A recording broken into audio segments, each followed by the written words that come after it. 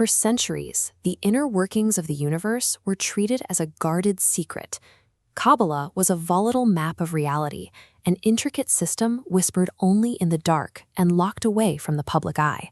The roots of this system trace back to the 2nd century, when Rabbi Shimon bar Yochai fled Roman persecution and sought refuge in a remote cave hidden in the Galilean hills.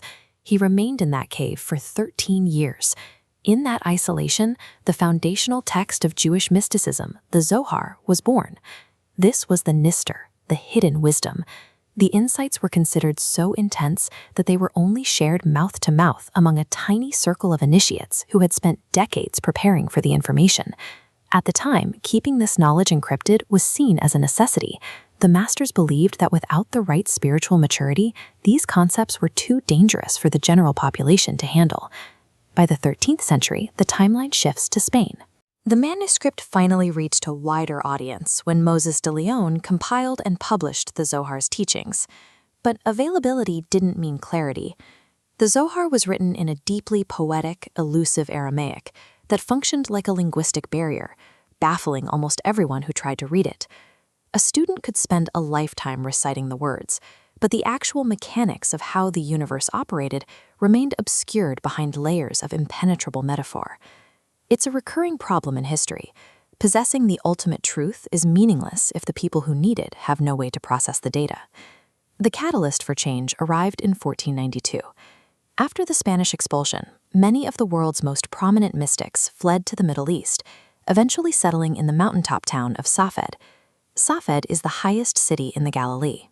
Its physical elevation mirrored its spiritual atmosphere, a place of pure air, where the stone alleyways were painted in shades of sky blue to reflect the heavens. In 1570, a 36-year-old scholar named Rabbi Isaac Luria arrived in these alleyways. He was known as the Ari, and he looked at the Zohar and saw a logical structure that everyone else had missed. The Ari only had 2 years in Safed before his sudden death, but in that window he re-indexed the entire Zohar. He converted its cryptic prose into a specific, systematic vocabulary. This became Lurianic Kabbalah. It moved away from vague poetry and toward a precise science of the human soul and its relationship to the infinite. While the Ari focused on teaching, his primary student, Chaim Vital, acted as the essential scribe, meticulously recording his master's oral decoded system into the volumes we have today. The Ari's contribution wasn't about finding new secrets. It was about building the intellectual framework required to actually read the ones that had been hidden for 1,000 years. His system starts with a point of infinite light, retracting to carve out an empty space. Light flows back through connected vessels, mapping energy's descent into reality. But these vessels shattered. Unable to contain the intensity, fragments and divine sparks scattered throughout the material world. This mechanical failure is where the human element enters.